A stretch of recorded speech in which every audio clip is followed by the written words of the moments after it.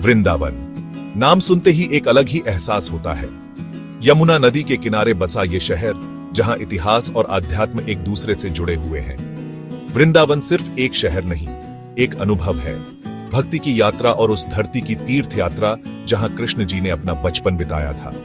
वृंदावन मंदिरों, घाटों और आश्रमों का शहर है। यहाँ की हवा में अगरबत्ती की खुशबू और भजनों की गूंज होती है।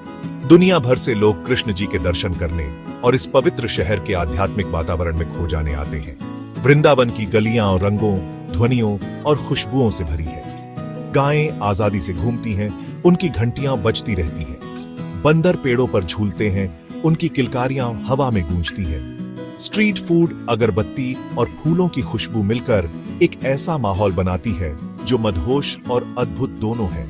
वृंदावन एक ऐसा शहर है जो आपके जाने के बाद भी आपके साथ रहता है। ये एक ऐसी जगह है जो आपकी आत्मा को छू जाती है और आपको हमेशा के लिए बदल देती है। वृंदावन का इतिहास भगवान कृष्ण की कहानियों से जुड़ा हुआ है। माना जाता है कि यहीं कृष्ण जी ने अपना बचपन बिताया और अपनी लीलाएं रची। कृष्ण जी के जीवन, राधा जी से उनके प्रेम और उनकी बाल लीलाओं की कहानियां वृंदावन की पहचान का हिस्सा है। हिंदू मान्यताओं के अनुसार वृंदावन कभी वृंदा, तुलसी के पौधों से भरा एक घना जंगल था, इसलिए इसका नाम वृंदावन पड़ा। इसी पवित्र वन में कृष्ण ने धरती पर अवतार लिया और मानवता को अपनी उपस्थिति से कृतार्थ किया। कहते हैं कि वृंदावन की हवा में कृष्ण की बांसुरी की धुन गूंजती है, जो सदियों से भक्तों के दिलों को मोह लेती है। सदियों से वृंदावन का गौरव धूमिल हो गया और ये शहर दुनिया की नजरों से ओझल होकर घने जंगलों में छिप गया। कहा जाता है कि ये शहर सदियों तक छिपा रहा, जब तक कि 16वीं शताब्दी में चैतन्य महाप्रभु नामक एक संत ने इसे फिर से खोज नहीं निकाला। कृष्ण के अनन्य भक्त चैतन्य प्राचीन ग्रंथों और दिव्य अंतर्ज्ञान द्वारा निर्देशित होकर वृंदावन पहुंचे। उन्हें वृंदावन को उसके पूर्व गौरव को वापस दिलाने, मंदिरों की स्थापना करने और कृष्ण की पूजा को पुनर्जीवित करने का श्रेय दिया जाता है। चैतन्य के आगमन के बाद वृंदावन ने एक पुनर्जागरण का अनुभव किया, जिससे पूरे भारत के संत, विद्वान और भक्त आकर्षित हुए। वृंदावन की पुनर्खोज ने इसके इतिहास में एक महत्वपूर्ण मोड़ ला दिया। इसने शहर को कृष्ण पूजा के एक प्रमुख केंद्र और लाखों लोगों के लिए तीर्थ स्थल में बदल दिया। वृंदावन को अक्सर मंदिरों का शहर कहा जाता है और इसके पीछे एक अच्छा कारण भी है। इस शहर में 5000 से ज्यादा मंदिर हैं, जिनमें से हर एक का अपना अनोखा इतिहास, वास्तुकला और आध्यात्मिक महत्व है। ये मंदिर भव्य संरचनाओं से लेकर विनम्र निवासों तक कृष्ण के अनुयायियों की अटूट भक्ति के प्रमाण हैं। वृंदावन के सबसे प्रसिद्ध मंदिरों में से एक बांके बिहारी मंदिर है, जो कृष्ण के युवा रूप दिव्य प्रेमी को समर्पित है। यह मंदिर अपनी सुंदर देवता और अपने भक्तों की उत्कट भक्ति के लिए प्रसिद्ध है। एक और प्रमुख मंदिर प्रेम मंदिर है, जो वृंदावन के परिदृश्य में अपेक्षाकृत नया है। यह अपनी शानदार सफेद संगमरमर की वास्तुकला और कृष्ण के जीवन के दृश्यों को दर्शाती जटिल नक्काशी के लिए जाना जाता है। अन्य उल्लेखनीय मंदिरों में राधा रमण मंदिर, इस्कॉन मंदिर और मदन मोहन मंदिर शामिल हैं। प्रत्येक आगंतुकों को एक अनूठा आध्यात्मिक अनुभव प्रदान करता है। भाग 5, वृंदावन के घाट, मोक्ष के द्वार। यमुना नदी वृंदावन से होकर बहती है, जिसका जल हिंदुओं द्वारा पवित्र माना जाता है। यमुना के तट पर कई घाट हैं या सीढ़ियां नदी तक जाती हैं। ये घाट न केवल स्नान करने के लिए जगह है, बल्कि धार्मिक समारोहों, अनुष्ठानों और शाम की आरती के लिए खुली जगह के रूप में भी काम करते हैं। वृंदावन के घाट सुबह और शाम को जीवंत हो उठते हैं।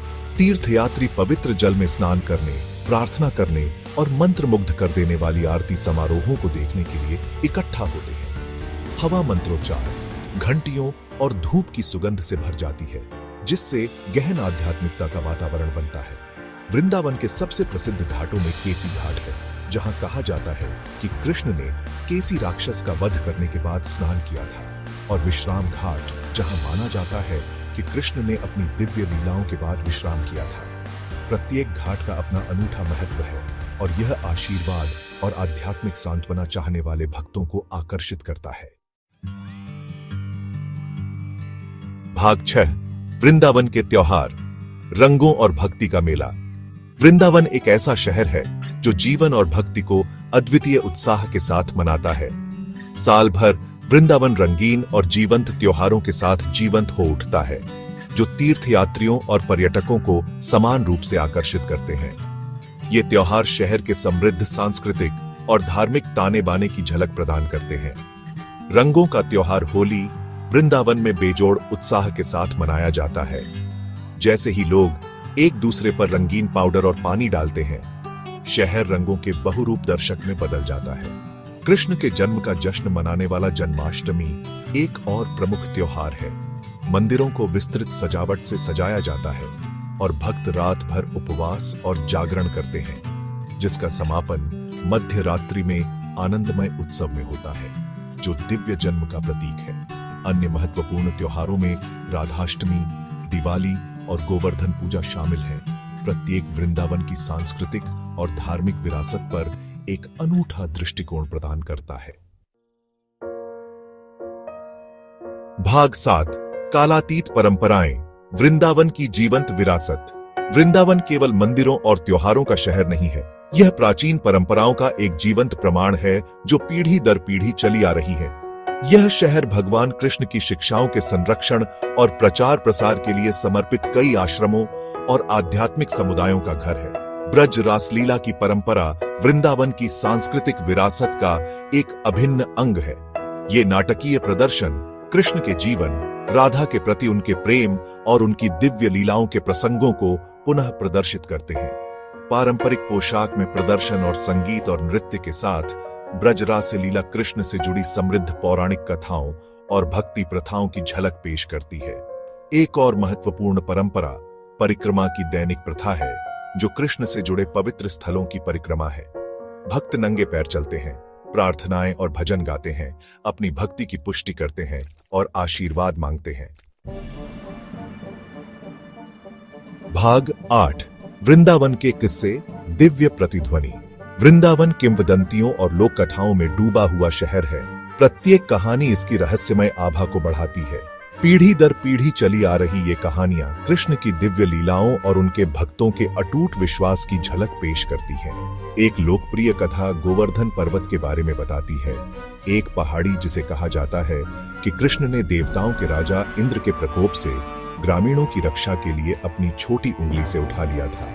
एक और कहानी कालिया नाग की कहानी बताती है, एक जहरीला सांप जिसे कृष्ण ने यमुना नदी में वश में किया था, जो बुराई पर अच्छाई की विजय का प्रतीक है। ये कहानियां चाहे ऐतिहासिक घटनाओं पर आधारित हों या पौराणिक तत्वों से अलंकृत हों, कल्पना को मोहित करती रहती हैं और वृंदावन आने वालों के विश्वास को मजबूत करती है। भाग 9, वृंदावन, आत्मा की तीर्थयात्रा।